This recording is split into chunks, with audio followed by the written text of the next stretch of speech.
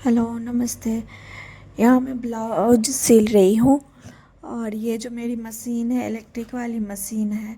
तो ये मैं 2018 में ख़रीदी थी ये मशीन। अभी तो इसका प्राइस इतना ज़्यादा बढ़ गया है कि अभी अगर ख़रीदना पड़ता मुझे तो मैं ख़रीद ही नहीं पाती, बहुत महंगी हो गई है। और यहाँ मैं ब्लाउज सिल रही हूँ कि बट सावित्री आने वाली है ना, उसके लिए सिल रही हूँ।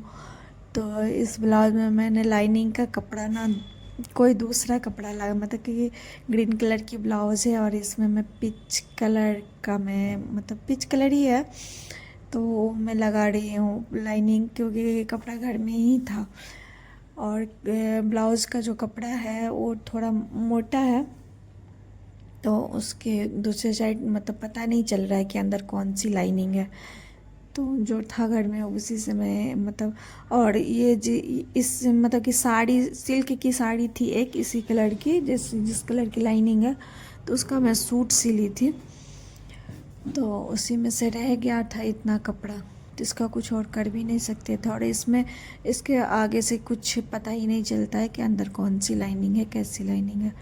तो इसमें मैं लगा दी। और मैं जो ब्लाउज़ सिलती हूँ ना, मैं अपना ही कपड़ा सिलती हूँ, किसी और का नहीं सिलती। तो और मेरा कपड़ा ही भी जो अपना भी सिलती हूँ ना, इतने इतने दिन तक मेरा कपड़ा रखा रहता है, उसके बाद मैं सिलती हूँ। तो ये ब्लाउज़ लगभग हो गया है, बस इसमें हाथ से थोड़ी बहुत सिलाई करनी रह गई है। और यहाँ पे मैं ये जो है मेरी मशीन, तो इसमें ना मुझे पता नहीं, शुरू में तो मुझे समझ ही नहीं आती, धागा इसमें इतना टूटता है। तो जहाँ मोटी सिलाई करनी होती है तो उसका ये जो दिख रहा है, ये कि सिलाई का टिप जो होता है छोटा बड़ा वो दिया हुआ है, तो उस सबको घुमाना पड़ता है। और फिर इसका नंबर भी दिया हुआ है इसके पहले, तो उसको भी घुमाना पड़ता है। धागा कैसा है, कपड़ा कैसा है, उस हिसाब से। और ये जो जिग जैग वाली है, तो इससे अभी मैं कर रही हूँ, इसका जो ये है सो फुट पैड भी चेंज करना पड़ता है। तो इसमें ये जिग जैग से मैं इंटरलॉक कर लेती हूँ, इंटरलॉक जैसा ही हो जाता है। और इसी जिग जैग से पिको भी होता है। तो 3 टाइप का जिग जैग दिया है, एक बहुत ही छोटा छोटा होता है, एक मीडियम है और एक लार्ज है। तो मीडियम वाले से अच्छा बन जाता है, पिको भी हो जाता है अच्छा, और ये इंटरलॉक भी हो जाता है। तो यही यही सब देख के मैं ये मशीन ख़रीदी थी। उस टाइम भी बहुत महंगी पड़ी थी। और यहाँ पे मेरी बेटी आ गई है कुछ पूछने के लिए, उसको होमवर्क था। तो या तो इन लोगों को मैं पढ़ा लूँ या अपना काम कर लूँ, ऐसा ही होता है। फिर भी मैं बोली थी इन लोगों को कुछ हार्ड था नहीं, एक बार बता दी तो अपना कर ले।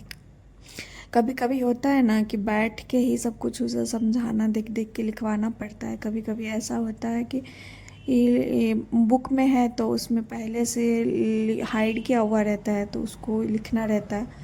तो मैं होमवर्क उसको बता रही थी कौन कौन से पेज नंबर में करना है, तो वही करेगी। और समझा रही हूँ इसको, तो समझा दूँगी तो कर लेगी। जैसे बुक में लिखा होगा वैसे ही उस पर उसको पेंसिल चलाना होगा। तो यहाँ व्यंजन से एक बर्ड बनाया हुआ था, जैसे जैसे डॉट्स बने हुए हैं वैसे वैसे पेंसिल चला के और इस बर्ड को कंप्लीट करना है और फिर उसमें कलर करना है।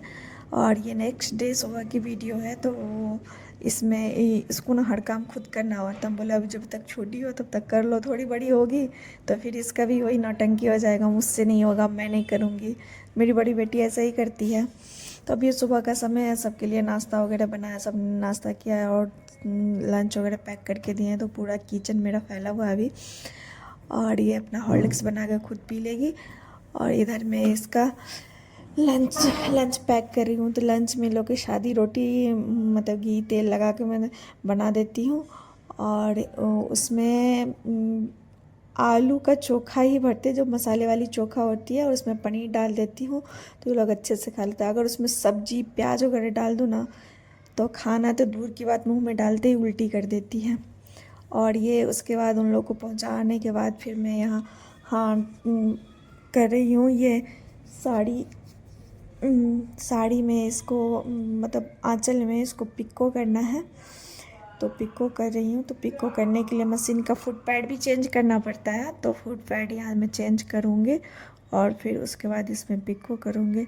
तो ये मशीन मैं खरीदी थी, तो मतलब अभी तक तो मुझे नहीं लगा कि मैं इतना सिलाई करी कि इसमें इसका पैसा वसूल हो जाए मशीन का, लेकिन फिर भी ठीक है, बहुत हद तक हेल्प हो जाता है।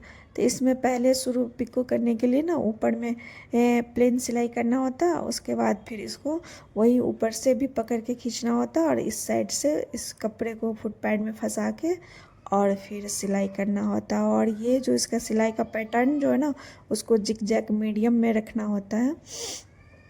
तो मीडियम में करके और यहाँ पे मेरा पिको हो गया है। तो मैं आंचल की तरफ पिको कर लेती हूँ और कमर के साइड की जो रहती है साड़ी, उसमें मैं पिको नहीं करती हूँ, उसमें प्लेन मशीन मतलब कि चला देती हूँ मैं, क्योंकि उसमें पिको मुझे अच्छा नहीं लगता। क्योंकि पिको में क्या होता है ना कि थोड़ा सा ना साड़ी कई बार क्या अच्छे से नहीं खींच के सिलाई कर पाई ना, तो थोड़ा सिकुड़ जाता है। और यहाँ मैं देख रही हूँ साड़ी पहन के कि कैसा लग रहा है। तो ब्लाउज में मैं पीछे नेक नहीं डाल